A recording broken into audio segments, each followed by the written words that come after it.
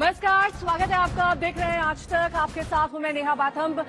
संपूर्ण बजट कल यानी कि 23 जुलाई को पेश होने वाला है। वित्त मंत्री निर्मला सीतारमण 7वीं बार संपूर्ण बजट पेश करेंगी और अपने आप में एक रिकॉर्ड होगा, क्योंकि इससे पहले 6 बार बजट पेश करने का रिकॉर्ड था, लेकिन 7वीं बार वित्त मंत्री ये बजट लेकर आ रही है। मोदी सरकार 3.0 का पहला बजट। लेकिन इस बजट की खासियत क्या होगी, जानने के लिए हमारे साथ सभी खास मेहमान मौजूद हैं। उनका परिचय आपसे करा देते हैं। जयंत सिन्हा जी, पूर्व बीजेपी के सांसद और पूर्व स्टेट ऑफ फाइनेंस और सिविल एविएशन के मंत्री रह चुके हैं। Subhash Chandra Garg ji, former finance secretary हमारे साथ मौजूद हैं। Rajiv Kumar ji, farmer vice chairman NITI Aayog. Professor Gaurav Vallabh, BJP के नेता और इकोनॉमिक्स और फाइनेंस के प्रोफेसर रह चुके हैं, तो अर्थव्यवस्था पर इनका पूरा ज्ञान यहां पर हम लेंगे। लेकिन प्रोफेसर अरुण कुमार जी भी हमारे साथ हैं, उनसे भी हम चर्चा को आगे बढ़ाएंगे।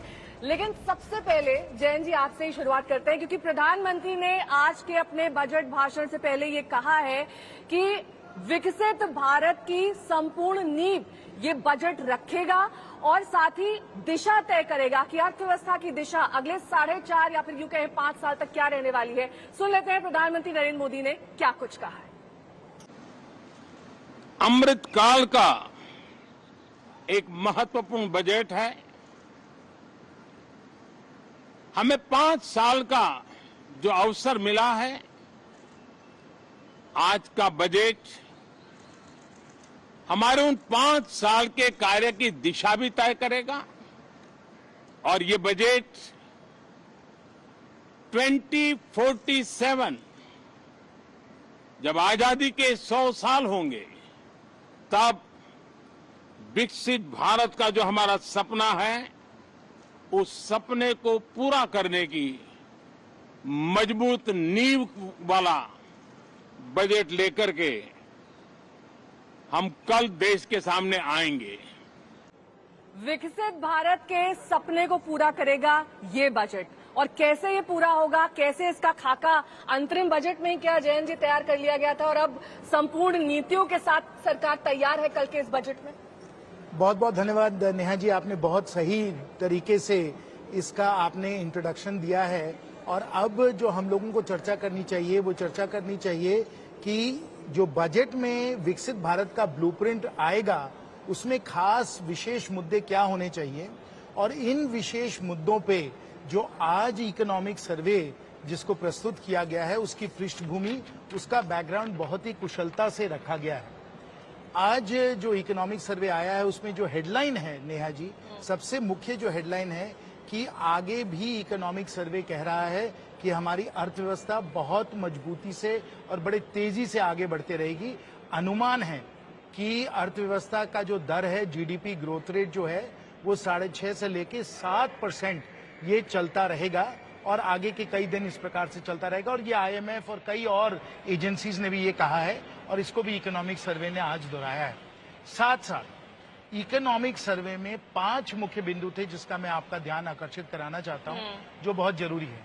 पहली बात तो ये है कि इकोनॉमिक सर्वे ने कहा है कि जो अर्थव्यवस्था में स्थिरता हम लोगों ने लाई है, जो मैक्रो इकोनॉमिक स्टेबिलिटी यानी कि ग्रोथ रेट अच्छा रहे, अनएम्प्लॉयमेंट ठीक रहे, महंगाई कम रहे, फिस्कल डेफिसिट कम रहे, ये जो मैक्रो इकोनॉमिक स्टेबिलिटी यानी अर्थव्यवस्था में स्थिरता होनी चाहिए, ये आज इकोनॉमिक सर्वे में इसका उल्लेख किया गया है। दूसरा इकोनॉमिक सर्वे में खासकर काफी गहराई से महंगाई पे उन्होंने अपना जो है राय दिया है। और ये भी कहा है कि जो हम लोगों को सब्जियों के भाव में जो महंगाई नजर आई है, वो वेदर के कारण, मौसम के कारण हुआ है और ये थोड़ा एराटिक है, थोड़ा वेरिएबल है, लेकिन ये जो है स्टेबलाइज हो जाना चाहिए।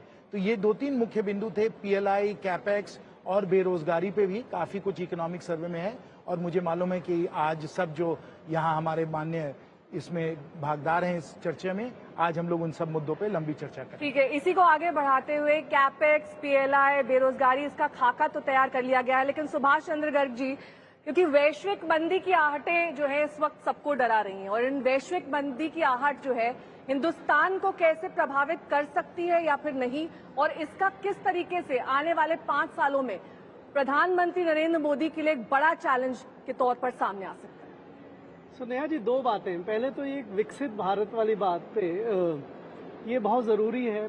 इन अंतरिम बजट जब निर्मला जी ने पेश किया था फरवरी में, तो उन्होंने कहा कि हम जो रेगुलर बजट आएगा, जो कि अब कल आ रहा है, उसमें इसका रोड मैप रखेंगे।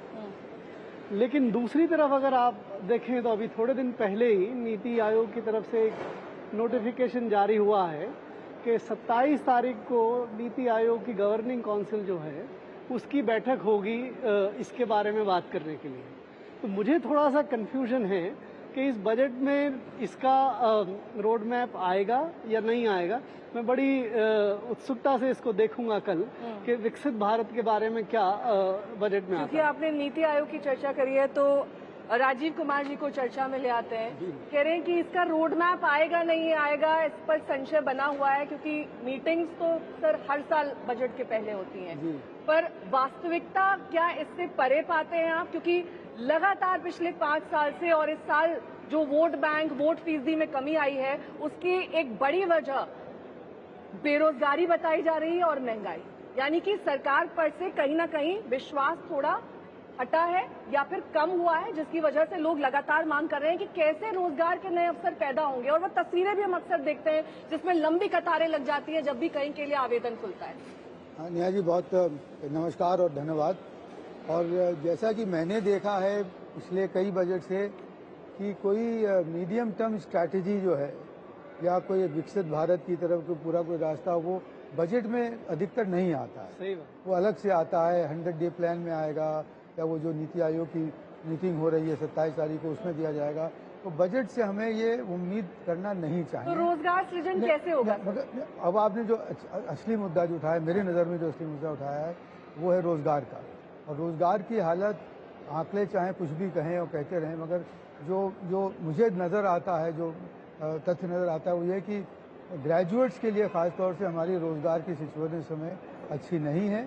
और एम्प्लॉयबिलिटी और एजुकेशन में जो फ़र्क है उसको हमें ठीक करना पड़ेगा। और मुझे उम्मीद है कि कल के बजट में हम लोग, वित्त मंत्री बहुत फोकस करेंगी कैसे एजुकेशन सेक्टर की क्वालिटी को इम्प्रूव किया जाए, स्किल डेवलपमेंट को कैसे इम्प्रूव किया जाए, और ख़ास तौर से जो हमारा प्राइवेट इन्वेस्टमेंट है, जो हमारा निजी निवेश है, क्योंकि अंततोगत्वा हमारी अर्थव्यवस्था चलेगी तो सिर्फ निजी निवेश के द्वारा और हमारे जो प्राइवेट एंटरप्रेन्योर्स हैं उनके द्वारा।